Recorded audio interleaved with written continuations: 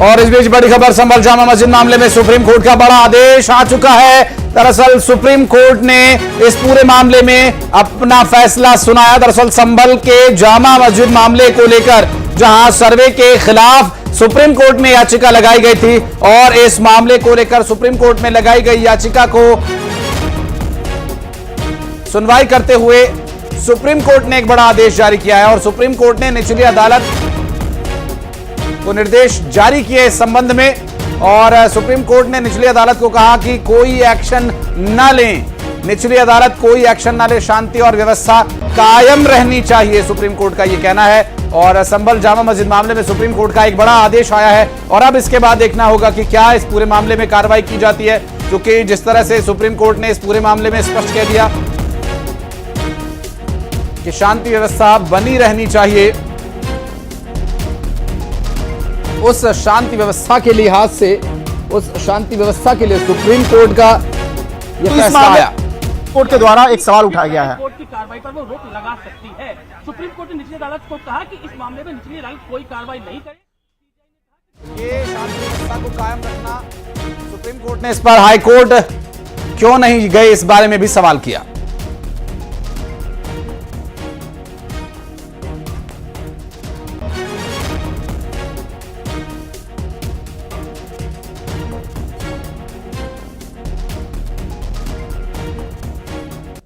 आपको बता दें कि शांति व्यवस्था को बनाए रखना जरूरी है और इस संबंध में सुप्रीम कोर्ट ने, चूंकि निचली अदालत में जब ये मामला लगाया गया था तो उस वक्त निचली अदालत ने सर्वे के लिए निर्देश दिए थे और सर्वे ना हो इसके लिए Jama Masjid committee supreme court पहुंची और सुप्रीम कोर्ट पहुंचने के बाद इस मामले पर सुप्रीम कोर्ट ने याचिका पर सुनवाई करते हुए कई महत्वपूर्ण बिंदुओं पर अपनी टिप्पणी की है और टिप्पणी में शांति व्यवस्था को कायम रखना भी एक महत्वपूर्ण टिप्पणी है।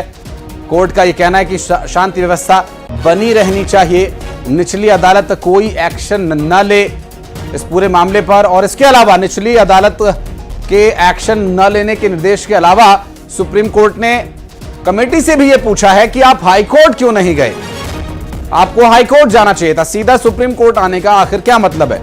तो ये जो पूरा विषय है, अभी देखना ये होगा कि आगे की स्थिति क्या होती है। क्या निचली अदालत पर, इस निचली अदालत के आदेश पर रोक लगाई जाएगी। हालांकि रोक जैसी कोई टिप्पणी की बात अभी तक सामने नहीं आई है जिससे सर्वे रोका जा सके और सुप्रीम कोर्ट ने ये कहा है कि कोई एक्शन न लें। हालांकि जो निर्देश दिए गए हैं उसका पालन क्या सर्वे टीम कर सकती हैं, सर्वे के लिए क्या कार्रवाई आगे जारी रहेगी। कर्ता से पूछा कि आप हाई कोर्ट क्यों नहीं गए, आप इस मामले पे लोअर कोर्ट के बाद सीधे आप सुप्रीम कोर्ट आ रहे हैं। इस मामले पे कायदे से आपको हाई कोर्ट भी जाना था, तो इस मामले पे सुप्रीम कोर्ट ने कहा कि निचली अदालत की कार्रवाई पर फिलहाल रोक लगा दिया गया है। और इसके साथ ही जो सुप्रीम कोर्ट ने कहा कि 6 जनवरी से होने वाली जो अगले सप्ताह में जो इस मामले की सुनवाई है, उस मामले को सुनवाई अगर किया जाएगा तो एक तरह से कहा जा सकता है कि 6 जनवरी से शुरू होने वाली जो सप्ताह है उस सप्ताह में उस मामले की सुनवाई होगी। तो एक जी, हम इस पर मैरिट पर कुछ नहीं कह रहे हैं और इसके अलावा ये भी कहा है कि आप हाई कोर्ट जाइए, ये जो जामा मस्जिद है।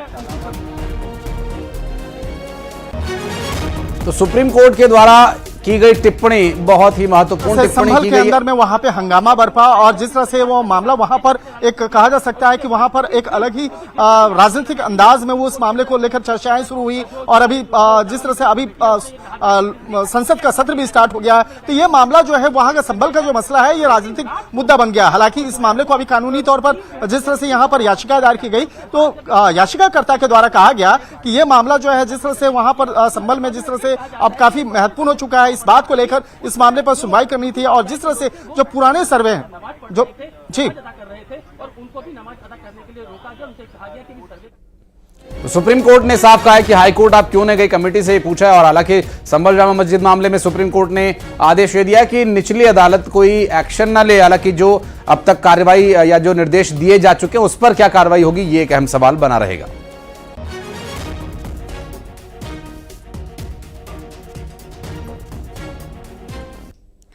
और अब बात मुरैना की, जहां पर प्रभारी मंत्री करण सिंह वर्मा को ब्लास्ट पीड़ितों ने घटनास्थल पर जाने से रोक दिया। पीड़ितों ने मंत्री के सामने ही पुलिस और प्रशासन के खिलाफ नारेबाजी की और पुलिस पर लापरवाही का आरोप लगाया। ब्लास्ट पीड़ितों का आरोप था कि पुलिस सही समय पर कार्यवाही करती तो यह घटना नहीं होती। मुरैना ब्लास्ट मामले में अब जबकि प्रभारी मंत्री करण सिंह वर्मा वहां पहुंचे थे, करण सिंह वर्मा को लोगों ने आगे नहीं जाने दिया और पुलिस प्रशासन के खिलाफ नारेबाजी शुरू कर दी।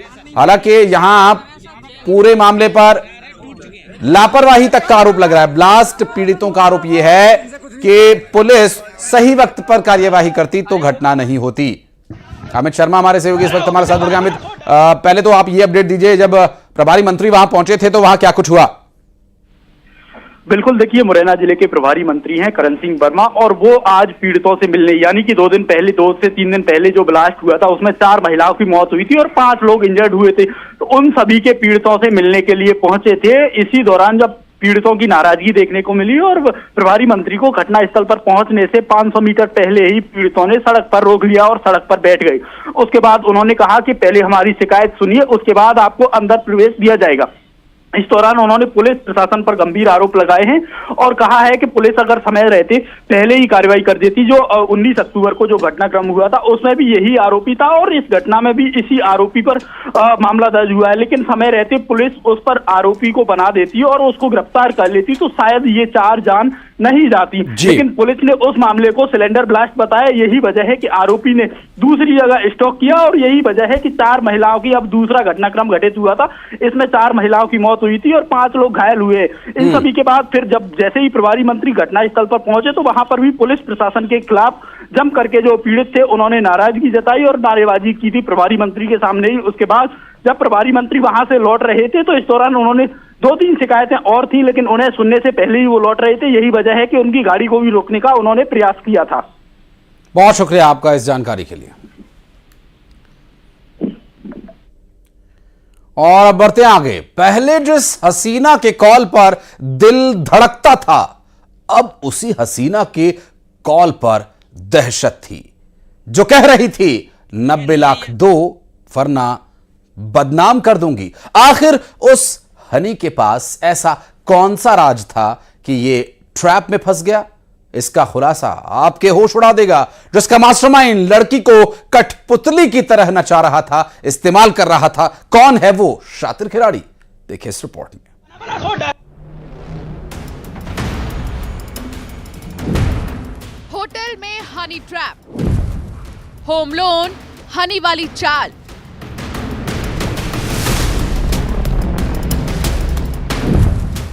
मोबाइल में कैद ब्लैकमेलर का राज। लेडी ब्लैकमेलर मास्टरमाइंड कौन?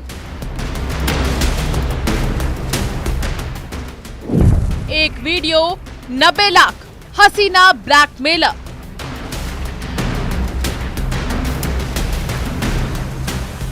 हेलो, मुझसे दोस्ती करोगे? या यूं कहें कि इस एक कॉल ने फरियादी की पहले नींद उड़ा दी थी। ऐसी नींद उड़ाई कि शहद सी मीठी बातों के जाल में फंस गए। सेक्सटॉर्शन, हनी ट्रैप, हुस्न और हथियार। कोई पेशेवर गैंग नहीं थी, लेकिन बार बार एक लड़की के कॉल से फरियादी इस कदर परेशान हुआ कि नौबत अस्पताल में एडमिट होने की आ गई। फरियादी से बार बार वो लड़की एक ही बात कहती, 90 लाख दो वरना बदनाम कर दूंगी। सेल्स मैनेजर का जाल, साजिश, हनी मनी, माया जाल। दरअसल उस लड़की ने फरियादी, जो किसान है, उसे होटल में मिलने बुलाया था। उसके बाद मोबाइल में वीडियो कैद कर लिया। इस अश्लील वीडियो के एवज में 90 लाख रुपए की डिमांड कर रही थी। वो उनको 90 लाख रुपए के लिए ब्लैकमेल करने लगी और बोलने लगी कि यदि आप 90 लाख रुपए नहीं देंगे तो वीडियो वायरल कर देंगे और आपको बदनाम कर देंगे। फरियादी ने कुछ रुपए भी दिए, लेकिन जब 90 लाख की डिमांड की गई तो फरियादी अस्पताल में एडमिट हो गया। वहां खुलासा हुआ कि बीमारी कुछ नहीं, सिर्फ टेंशन है। ब्लैकमेलर लेडी हसीना का टेंशन। आरोपी ये घटनाक्रम पता नहीं चलता किसी को। यदि आरोपी इतनी बड़ी रकम जब फरियादी से मांगी गई तो फरियादी की बहुत ज़्यादा तबीयत खराब हो गई, वो अस्पताल में भर्ती हो गए, जहां डॉक्टर ने बोला कि उनको कोई बीमारी नहीं है, उनको कोई परेशानी नहीं है, इनको सिर्फ किसी प्रकार का टेंशन है। जब घर परिवार वालों ने उनसे पूछा कि आपको क्या टेंशन है, तब फरियादी ने डरते डरते ये सारी कहानी उनको बताई। लेकिन इस पूरी कहानी का मास्टरमाइंड निकला बैंक का सेल्स मैनेजर पवन नायक। पवन ने पूरा प्लान रचा था। ब्लैकमेलिंग की ये साजिश कैसे बुनी गई, तो शुरुआत होती है होम लोन से। फरियादी किसान बैंक में होम लोन लेने गया था। वहां उसकी दोस्ती बैंक कर्मचारी पवन से हुई। इस दोस्ती में पवन ने किसान को ठगने का प्लान बनाया, करवाया। उसके बाद हम लोगों की अच्छी दोस्ती हो गई। जब भी किसान आते थे यहाँ धार में, तो वो उस पवन नायक से, आरोपी जो हैं, उससे मिलते थे, उनकी अच्छी जान पहचान हो गई थी। पवन ने होम लोन तो दिला दिया, लेकिन उसे एक राज पता चल गया था। वो राज था किसान के पास कई बीघा जमीन है, इसलिए उसने मोटी रकम हटाने के लिए हनी ट्रैप में किसान को फंसाया। तभी जब लोन करवाया था, तभी आरोपी पवन नायक को पता चल गया था कि किसान के पास कितनी प्रॉपर्टी है। उसके पास मतलब 60 बीघा जमीन है, इस बारे में पता चल गया था। तभी आरोपी ने प्लान बनाया, आरोपी पवन नायक ने प्लान बनाया कि इनको किसी लड़की के संपर्क में लाकर इनसे रुपए ऐंठने चाहिए। तो उन्होंने एक लड़की, जो कि इसमें आरोपिया है, उसको नंबर दिए किसान के। उसने उससे संपर्क किया और कास होटल में मिलने बुलाया। वहाँ पे बुलाया और उसका अश्लील वीडियो बना लिया, किसान का अश्लील वीडियो बना लिया। शायद ये राज ही रहता, लेकिन 90 लाख की डिमांड ने हनी मनी के माया जाल का पर्दाफाश कर दिया। धार में नवीन मेहर के साथ bureau report, news 18 MP Chhattisgarh.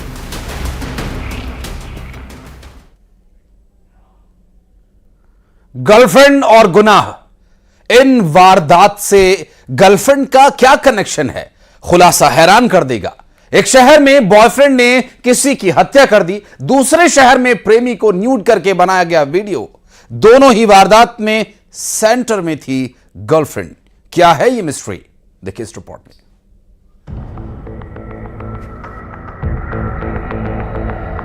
प्रेमिका से मुलाकात, प्रेमी को खौफनाक सजा।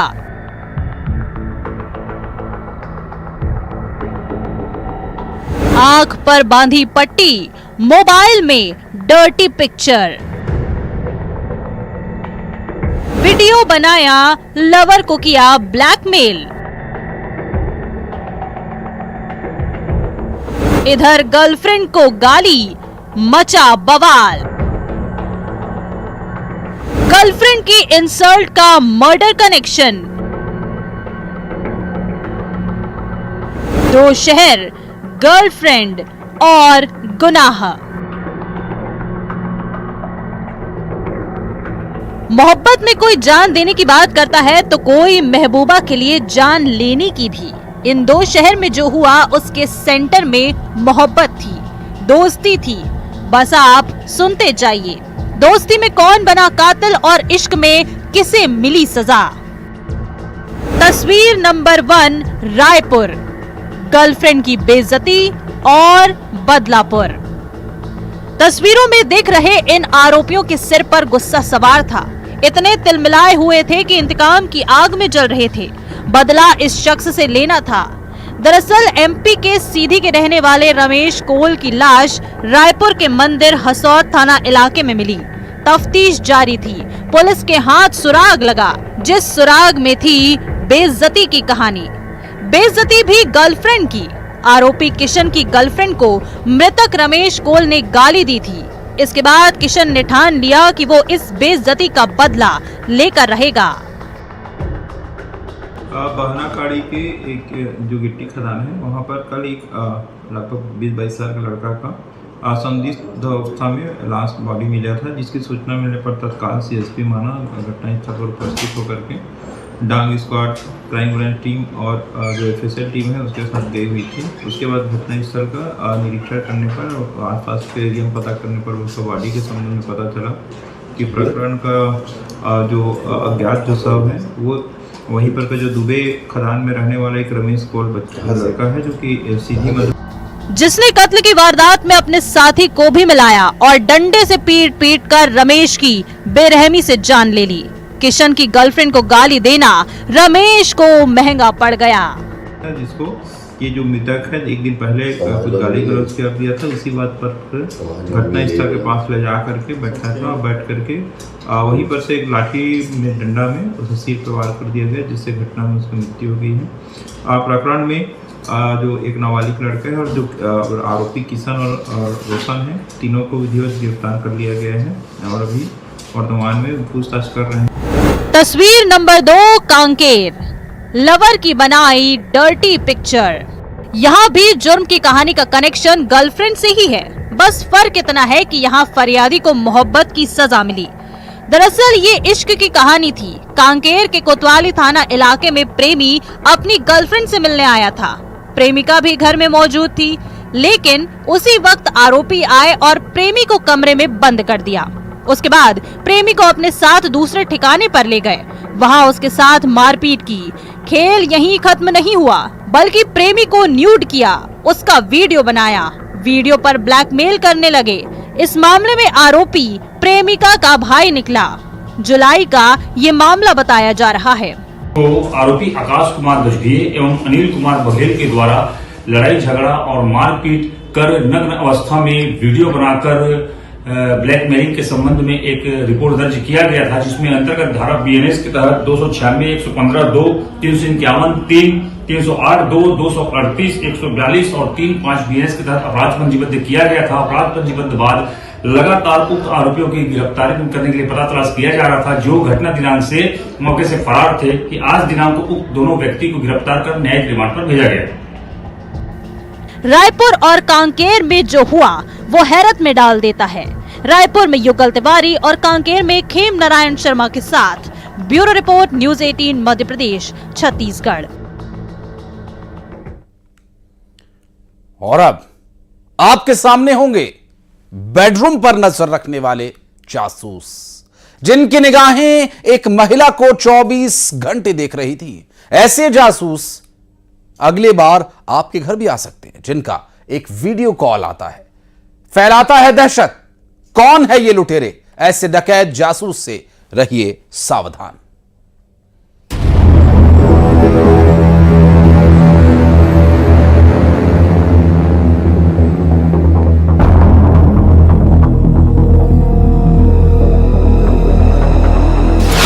वो जहां जाती जासूस साथ होता।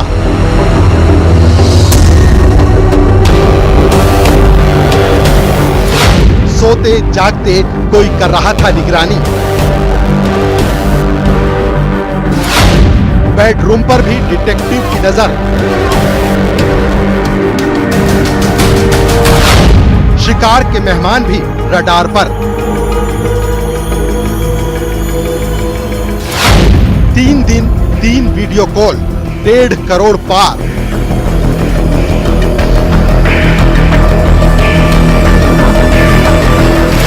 डिटेक्टिव नहीं ये गैंग, फिर भी पहरेदारी। ये निगाहें पीछा करती हैं शिकार का। घर के हर कोने पर नजर रहती है। ऐसी ही निगाहें पीछा कर रही थी एक महिला का। उसके घर में बने बेडरूम, लिविंग रूम, किचन, सब जगह जासूस पहुंच रहा था। यहाँ तक कि जब मेहमान घर पर आए तब भी वो निगाहें जासूसी कर रही थी। यहाँ तक कि महिला बैंक भी गई तो उसके पीछे जासूस लगे रहे, लेकिन ना तो बैंक वालों को नजर आया, ना ही घर में मौजूद मेहमान उन्हें पकड़ पाए। अब क्या हुआ ये भी आपको बताते हैं, क्योंकि ये जासूस आपके घर में भी आ सकता है। घटना सामने आई है जिसमें एक महिला को डिजिटल अरेस्ट करके उसके पास से जो उसकी जमा पूंजी राशि थी वो निकाल खातों में ट्रांसफर कराई गई है। इसमें लगभग 9 तारीख से घटना घटित होना शुरू हुई थी और कंटिन्यू उसमें जब तक पूरा पैसा नहीं निकल गया तब तक उसको डिजिटल अरेस्ट करके रखा गया। लोकेशन थी इंदौर। पेशे से शेयर कारोबारी महिला, जिनका परिवार बाहर रहता था। उन्हें बस एक कॉल आया। इस कॉल के बाद वीडियो कॉल के बाद महिला के होश उड़ चुके थे, क्योंकि सामने थे जासूस, यानी साइबर फ्रॉड वाले शैतान, जो शिकार को डराते हैं धमकाते हैं। एक केस में तो फरियादी की मौत तक हो चुकी है। इंदौर में क्या हुआ ये आपको बताते हैं। दरअसल महिला को डराया धमकाया गया था। ये कॉल साइबर फ्रॉड वाली गैंग ने किया था। ये कहा गया था कि हम दिल्ली सीआईडी से बोल रहे हैं। जासूस का अगला शिकार आप तो नहीं। 5 साल की जेल, ठग कर गए खेल। उसके बाद पूरा सेटअप नकली थाने का था और फेक पुलिस वाले थे। मनी लॉन्ड्रिंग का डर दिखाया गया। ये कहा गया कि एक आरोपी पकड़ा गया है जिससे आपका लिंक है, आपके अकाउंट का गलत इस्तेमाल हुआ है। इस कदर दहशत फैलाई कि 3 दिन में 1 करोड़ 60 लाख रुपए पार कर लिए, यानी करीब 1.5 करोड़ से ज्यादा की ठगी थी ये। फरियादी महिला को ये पता ही नहीं था कि वो किस वारदात का शिकार हो रही थी। 5 साल की जेल का भी डर दिखाया गया था। स्काइप डाउनलोड करवा के उनको ये धमकाया गया कि आप इसमें फंस रही हैं, आप अगर इसमें सहयोग नहीं करेगी तो आपको 5 साल की जेल हो जाएगी। और फिर धीमे धीमे उनसे पूरा जानकारी निकलवाई गई और इसी दौरान स्काइप डाउनलोड कराने के बाद में ये पूरा बॉम्बे क्राइम ब्रांच में बताया गया कि हम बॉम्बे क्राइम ब्रांच में पहुंच गए, इस पूरा मामला बॉम्बे से डील होगा। उसके बाद में पूरी जानकारी लेके धीमे धीमे उनसे पूरा पैसा, जब उनने बताया कि मेरा पैसा तो पूरा बैंक्स में है, तो फिर बैंक से उसको लिक्विडेट करवाया गया, पैसा एफडी और अकाउंट से निकलवाया गया और पूरा पैसा उनके द्वारा बताए गए खातों में ट्रांसफर कराया गया। 9 बैंक खातों में से एफडी तोड़वाकर ये फ्रॉड किया गया। हर बार ऐसे बहरूपिये नई शक्ल में आएंगे, नए नए किरदार में। इन्हें पहचानिए, अलर्ट रहिए। इंदौर में मिथिलेश गुप्ता के साथ bureau report, news 18 Madhya Pradesh Chhattisgarh.